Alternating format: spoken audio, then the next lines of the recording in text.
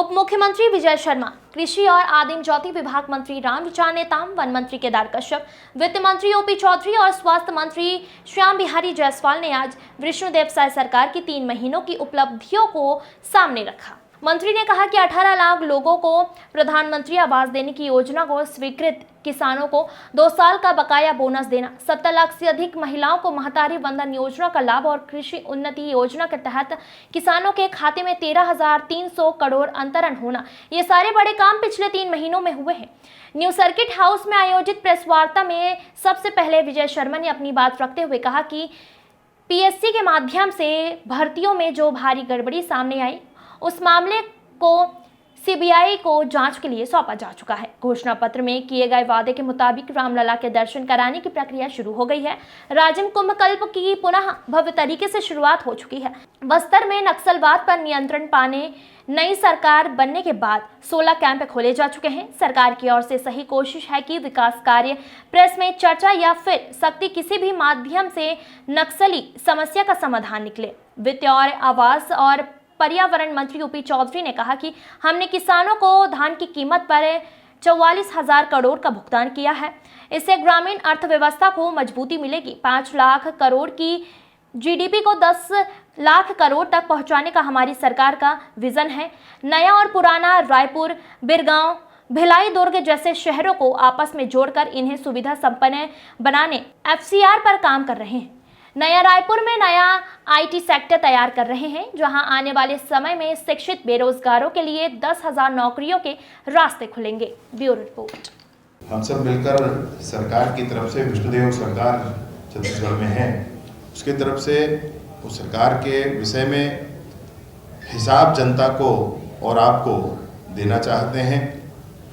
13 दिसंबर को माननीय मुख्यमंत्री जी ने और उनके साथ हम लोगों ने शपथ लिया था, मतलब 2 मुख्यमंत्री के नाते मेरा और आदरणीय अरुण साहू जी का शपथ हुआ था। अर्थात सरकार का चलना 13 दिसंबर से प्रारंभ हो गया था, सरकार बन गई ये माना गया, बाद में विस्तार होकर के और उसमें बहुत काबिल साथी सारे साथ आए और बात आगे बढ़ी। आप सभी के सामने विशेष तौर पर ये बात मैं बिल्कुल कहना चाहता हूँ, पूरी जिम्मेवारी के साथ और पूरे आत्मविश्वास के साथ कहना चाहता हूं कि विष्णुदेव जी की सरकार 13 दिसंबर को शपथ लेती है और 14 दिसंबर को एक कैबिनेट की बैठक होती है और कैबिनेट की पहली बैठक में पहला प्रस्ताव जो होता है वो 18 लाख प्रधानमंत्री आवास को स्वीकृत करने का होता है। 18 लाख प्रधानमंत्री आवास स्वीकृत हो जाते हैं, जिसमें 2011 के परमानेंट वेटिंग लिस्ट के लगभग 7-7.5 लाख लोग हैं।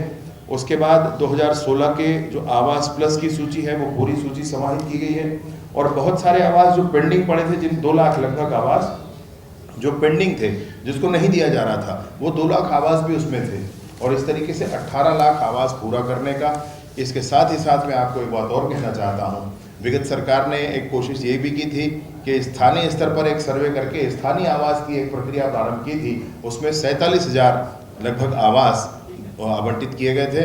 उस 47,000 आवास को भी पूरी की पूरी स्वीकृति विष्णुदेव जी की सरकार ने दी है।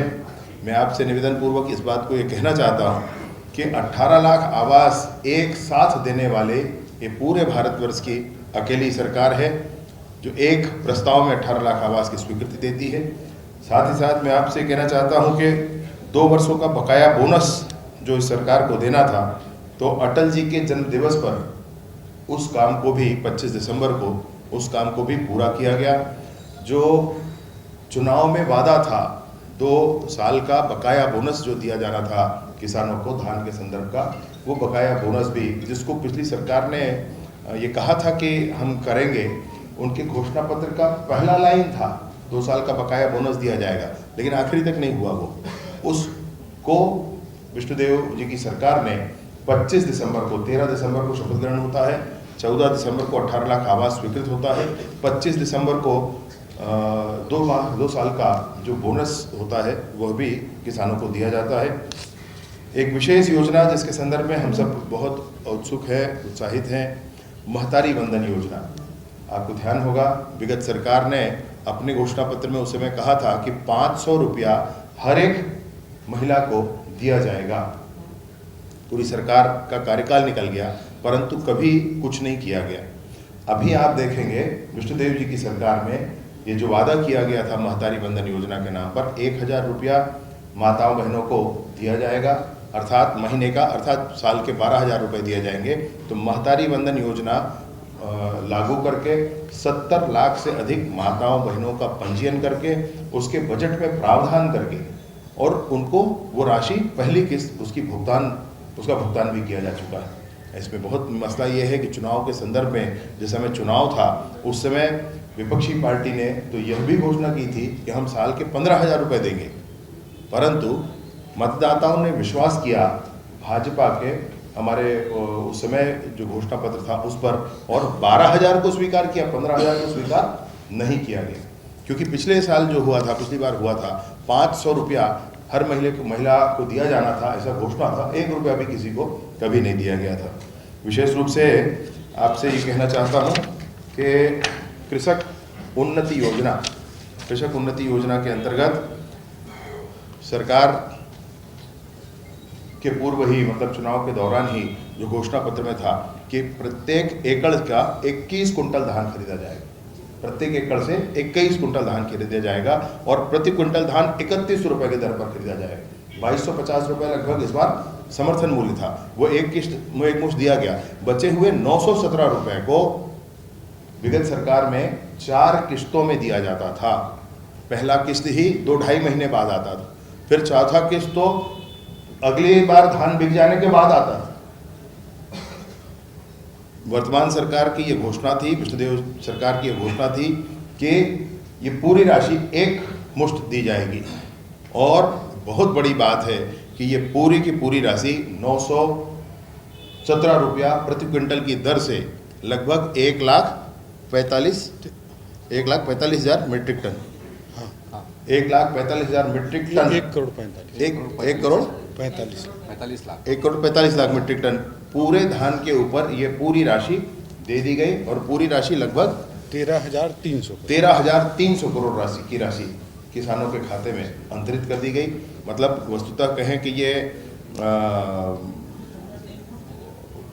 ओपी चौधरी जी जो प्रबंधन कर रहे हैं और इसमें वित्त विभाग में, यह चमत्कार से कम नहीं है। कोई कर का बड़ा प्रावधान नहीं, नया कर का कोई प्रावधान नहीं, किसी कर में बढ़ोतरी नहीं, लेकिन आप देखेंगे तो बजट का आकार बढ़ गया है और ये सारे प्रावधान उसमें समाहित हैं। आपको आश्चर्य होगा कि विगत हमारी जो अनुपूरक बजट आया था उसमें भी हमने प्रधानमंत्री आवास के लिए 3,799 करोड़ का प्रावधान किया था और अभी भी 8,700 करोड़ का प्रावधान इस नए बजट 24-25 के बजट में भी किया गया है। ऐसे ही 12,300 करोड़ रुपया महतारी बंधन योजना के लिए प्रावधान किया गया है, उनको दिया गया है। विशेष रूप से जो बच्चे पढ़ाई करते थे, मेहनत करते थे और नेता बड़े रसूखदार, उनके बच्चों का बड़े अधिकार